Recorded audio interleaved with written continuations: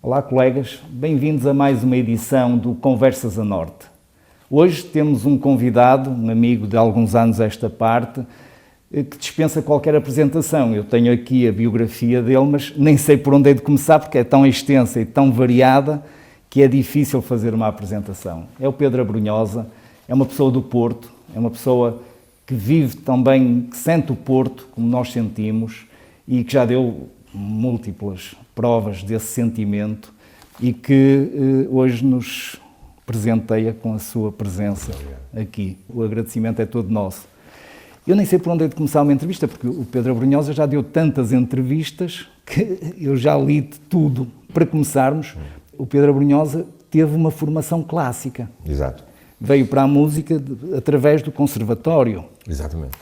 Em primeiro lugar, agradeço muito o convite por estar aqui, o meu profundo respeito pela Ordem dos Médicos, pelos médicos, pelo trabalho notável que têm feito ao longo dos anos e, sobretudo, nesta última fase tão periclitante. E, sim, eu tenho que mandar apagar o meu currículo da internet, porque não sou eu que o ponho, mas a minha agência está permanentemente a colocar coisas e depois fica uma maçada. Extensa. É uma maçada. E, portanto, peço desculpa por isso.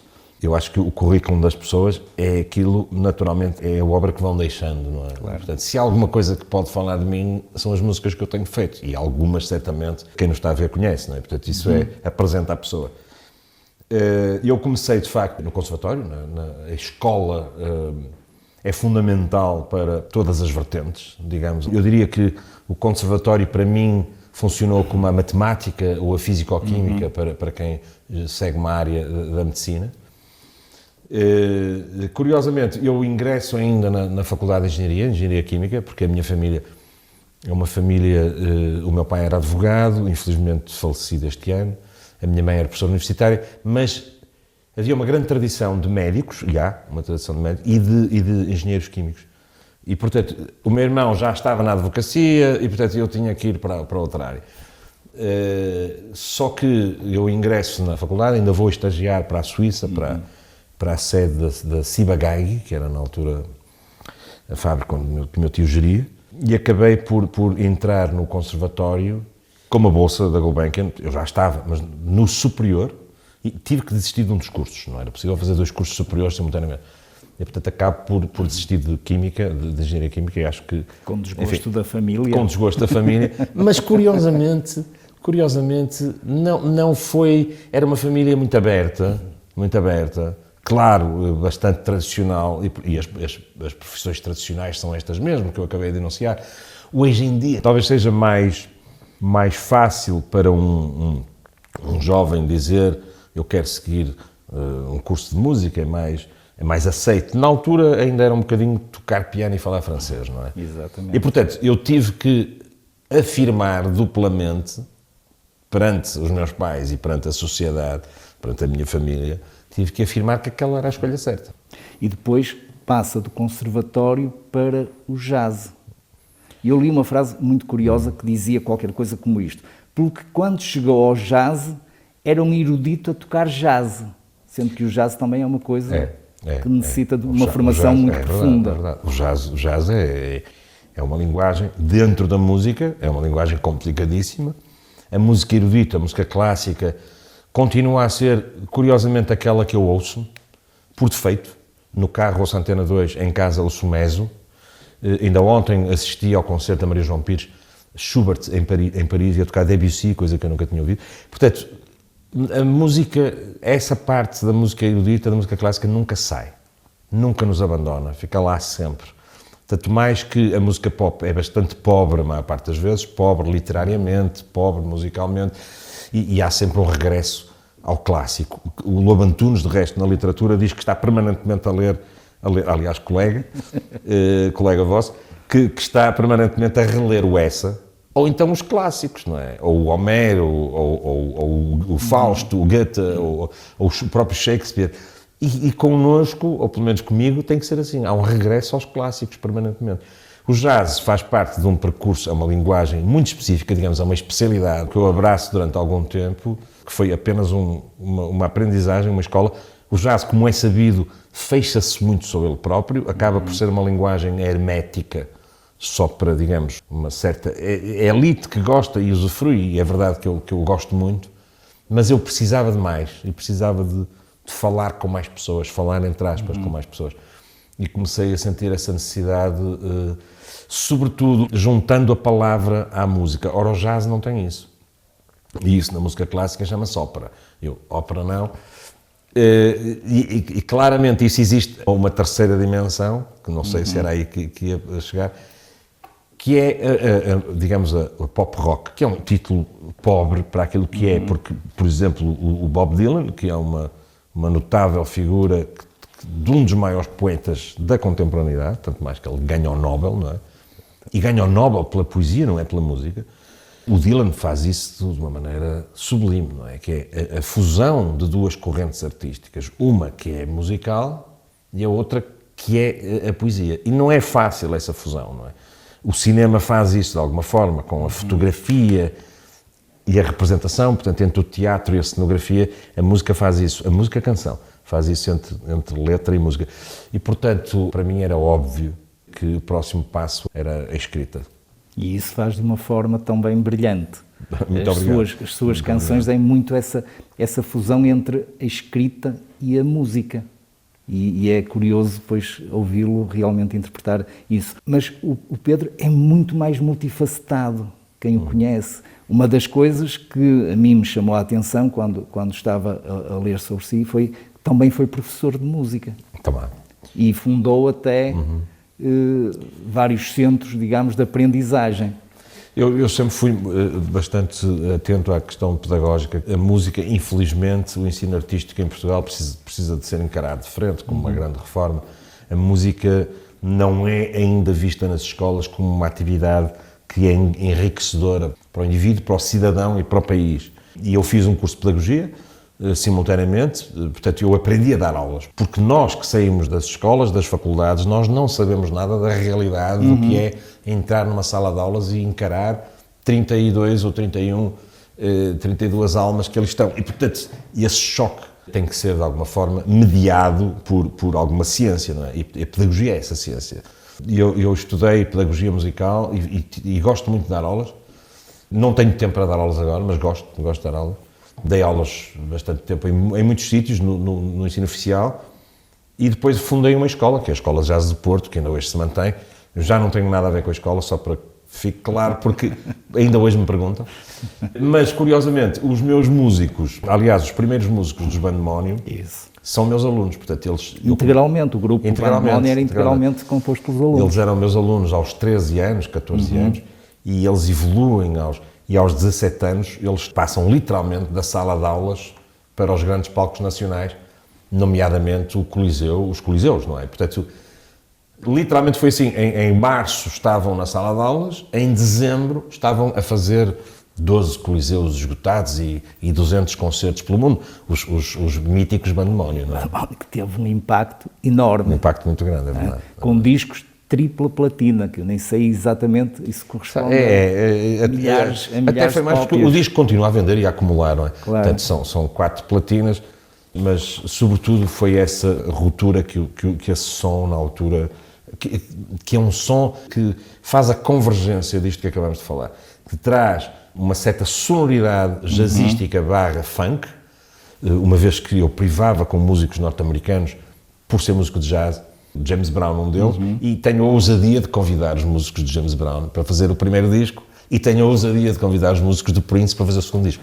Ora, para quem é músico de jazz, isto não é uma ousadia, é apenas um facto da vida. Uma forma de estar. É uma forma de estar. E, portanto, eles aceitaram, quer um, quer outro, e eu trabalhei com o Maceo Parker no primeiro e com os músicos do Prince no segundo, e, portanto, esse som, dizia eu, cruza esta vertente jazzística com uma certa ciência do conservatório e a literatura. Outra coisa curiosa que eu gosto muito do Pedro é que não é só músico, professor, intérprete, compositor, mas também se interessa por causas sociais. E a primeira vez que me lembro de ver o Pedro aqui envolvido em coisas sociais foi quando se algemou, ficou nas notícias, ao Coliseu. Como é que surge isso? Esse episódio é um episódio simbólico, não é? porque o Coliseu tinha sido vendido a uma instituição... Ia ser vendido, não era? Ou tinha Sim, sido... havia um contrato de promessa. Contrato de promessa, que isso já mesmo. estava na realidade assinado, não é? E, portanto, a edilidade e na altura a companhia que explorava fez um contrato promitente, não é? Ora, e claro, o Porto levantou-se, não é? Eu tive a oportunidade de me juntar a isso e simbolicamente eu algemei-me ao Coliseu, porque percebi, sem redes sociais, que era necessário um foco de atenção, não é? E que não podíamos deixar que esse assunto caísse no esquecimento. E de tal forma funcionou que o Porto, o grande Porto, estamos a falar das áreas, bom, já não digo Maia, Valongo, Gaia, Hermesinde, Matosinhos, não, veio gente de muito longe, de Famalicão. Teve um impacto brutal. Um impacto brutal. As pessoas mesmo. inundaram as ruas do Porto, literalmente ficou praticamente impossível a locomoção. As televisões foram todas em direto e, na realidade, porque é que eu digo isto? Porque à 1h a venda foi revertida, não é? Exatamente. À 1h eu recebi a garantia do então Presidente da Câmara, Dr. Fernando Gomes, que muito bem reverteu a venda, não é? E, portanto, ele ligou-me e conseguimos com isso reverter a venda. Só para terminar, isso nunca foi uma iniciativa contra a instituição que comprava, que era uma igreja, mas não, podia ser uma sapataria, podia ser uma discoteca. Eu acho que era um insulto para esta cidade que hoje nós, cidadãos de Porto, passássemos na rua Passos Manuel e em vez de vermos Coliseu, víssemos sapataria Coliseu, não é? Quer dizer, eu não ia viver bem com isto, não é? Eu acho que esta luta pelo património, que é das poucas coisas que um cidadão pode fazer em termos políticos, ativos, porque isto é, no fundo, um combate político, não é? Defende também o futuro. Porque demonstra, e veio demonstrar, que não só o Coliseu, apesar de dificuldades, é sustentável e sustenta uma imagem cultural da cidade, sem a qual, nomeadamente, o turismo, se calhar não ia ser tão pujante. Sim, mas o Pedro tem-se envolvido noutras lutas pela cidade do Porto, e não só pela cidade cultural, mas pela cidade do Porto. Eu acho que é preciso sempre nós estarmos atentos, quer dizer, mas a cidade claramente iluminou-se, rejuvenesceu, tem sempre períodos altos e baixos, há sempre coisas a opor às variações, por razões ou outras, mas eu creio que a cidade do Porto tem tido autarcas excelentes. Eu nomeava, por exemplo, o professor Paulo Valada, acho que foi um incrível autarca. Apesar das vicissitudes dos vários mandatos do Dr. Rui Rio, há coisas que se tiram daí, que são também muito boas para a cidade, nomeadamente o equilíbrio das contas, mas uma cidade é mais do que isso. O Dr. Fernando Gomes, acabamos de ver, o lançamento do metro, o lançamento do Porto Património da Humanidade, o lançamento do Porto Capital da Cultura. Tudo isso foi muito importante para que esta cidade chegasse onde chegou e agora, claro, o Rui Moreira eu acho que tem feito um trabalho notável na defesa da cidade. E projetos futuros? O que é que tem agora preparado para o futuro? Nós escritores de qualquer coisa estamos sempre a escrever, não é? É verdade. Eu edito discos e, portanto, estou exatamente agora a meio de um processo de escrita. Estou a fazer o meu próprio disco. Repito, um disco é um conjunto de capítulos de um romance que se vai ouvir, não é? E, portanto, o trabalho de minúcia da escrita é um trabalho de relojoaria, é um trabalho quase que leva a uma certa loucura, porque de repente o material revolta-se, não é? O piano revolta-se, a música revolta-se, no verdadeiro sentido. Mais uma vez, parafraseando, o Lobo Antunes tem uma frase notável. É uma crónica na qual ele escreve ao livro, em que ele diz: estás aí a olhar para mim, para que eu te vá acabar, mas tu é que estás a acabar comigo. É uma crónica notável, notável. Mas não vais vencer, porque eu vou... Mas, de facto, há um diálogo, no sentido dialético, entre o autor e a matéria, porque nem sempre aquilo vai para onde nós queremos, não é? E depois há espaços de dúvida, uma profunda dúvida. E, portanto, neste momento estou nessa fase de diálogo comigo próprio. É muito difícil escrever. É muito difícil. É muito difícil porque, digamos, a este nível onde se procura o banal, o não banal, perdão, onde se procura alguma dignidade para a escrita, são as duas vertentes que lutam entre si para ganhar predominância. E depois temos os músicos, não é? Que têm que chegar e têm que trabalhar as músicas comigo, se demora um ano, a fazer um disco demora um ano. E depois estou a trabalhar a produzir o disco da Mafalda Veiga, a fazer uma música para uma série da SIC e, portanto, espero que daqui a uns meses já possamos ver. E para o Pedro, é mais difícil escrever ou compor? É mais difícil escrever. Juntar as palavras. Porquê? Porque a música, eu escrevo ao piano e felizmente tenho um estúdio lindíssimo, aliás, convido a visitar, gostava muito que viesse visitar com o António Pequeno. Fica convidado. É um estúdio porque é uma catedral de silêncio, é um espaço de reclusão. Eu sou muito de uma certa reclusão, onde se ouve o silêncio. E o piano que ocupa o centro da sala, uma sala magnífica, o piano é um piano de concerto, o piano fala sozinho, não é? Eu coloco as mãos e o piano fala sozinho. Mas a escrita é depois o ato racional sobre esse ato emocional, se quiser. A escrita, eu preciso racionalizar aquilo que vai dentro para transformar em metáforas. Por exemplo, quando eu escrevo a canção Quem me leva aos meus fantasmas, é uma frase que eu nunca julguei que fosse tornar-se num êxito, ou a frase se eu fosse um dia ao teu olhar, quer dizer, não é propriamente uma frase de todos os dias, não é? Ou eu não sei quem te perdeu, por exemplo, ou fazer o que ainda não foi feito. São frases que parece que existiram antes de existir, mas cuja gestação nunca é totalmente espontânea. Mas a beleza é essa mesmo. Mas isso é... Não é? Mas essa é a luta permanente e porque se fosse fácil, provavelmente não teria o impacto. Se fosse fácil era para todos. Exatamente. Não queria dizer isso, não queria dizer isso. Mas tem frases, como falou e bem, que ficam na memória das pessoas, e há músicas que ficam na memória das pessoas, e é essa dificuldade ou luta que realmente depois faz as coisas parecer tão simples. É verdade. Na minha profissão, na sua também, não é? Porque eu sei que os membros da Ordem dos Médicos que nos estão a ouvir, sei por parentes muito próximos, a imensa dificuldade que é as várias fases até chegarem onde chegam, e portanto não é qualquer pessoa que alcança digamos, esse apogeu e que depois se permite intervir sobre a saúde do indivíduo que está à sua frente. É um ato, eu diria, proto-divino, não é? Perto do divino. Passamos uma fase muito má, esta, nós estamos ainda a passar. Vamos agora ter mais concertos do Pedro? Curiosamente, neste momento que fazemos a entrevista, acabou de sair no jornal, nas primeiras páginas, um concerto que a DGS me pede para fazer em Braga na sexta-feira. Não sei se nós vamos ser emitidos antes, mas... Não, iremos ser depois. Depois, mas então já foi este concerto, na sexta-feira, para testar os grandes eventos. Aliás, em Barcelona fez-se isso, com 5 mil pessoas, e correu muitíssimo bem. E aqui nós vamos fazer a mesma coisa na sexta-feira em Braga. Já fizemos sexta-feira em Braga. Fizemos e correu muito bem. Em que o público é todo testado, não é? O público é todo testado, nós somos todos testados, a equipa é testada, não é? Portanto, há aqui uma tentativa de recuperar uma das grandes alavancas da economia, que é a cultura, não é? E, sobretudo, os festivais. É muito importante que nós nos apercebamos que há aqui uma classe que foi muito flagelada, que é, sobretudo, aquela que está atrás do palco, porque nós, os autores, temos sempre a proteção da Sociedade Portuguesa de Autores e temos o nosso património, porque as canções que eu escrevo são ativos, não é? Que estão permanentemente a gerar alguma riqueza. Mas quem não escreve... Os técnicos da luz... E os artistas de várias ordens, mas mesmo os que não escrevem, os próprios músicos. Sim. Os próprios músicos. E há outros, como outro dia o Presidente da República apontou aí bem, como o caso dos artistas de circo, que estão a atravessar uma fase terrível. E, portanto, nós estamos a fazer este ensaio para perceber qual é o grau de risco que existe numa iniciativa desta. De resto, concertos há bastantes.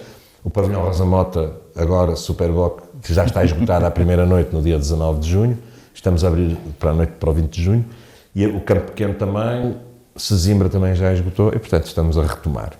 Pedro, estamos a chegar ao fim. Eu queria agradecer imenso o ter aceito estar aqui hoje connosco, desejar-lhe as maiores felicidades para o futuro, como é evidente, para que nós continuemos a desfrutá-lo por muitos e bons anos. Muito obrigado. Quanto a nós, caros colegas, estimo que tenham gostado, que tenham apreciado mais este momento e espero vê-los em breve, noutro Conversas a Norte. Até à próxima. Muito obrigado.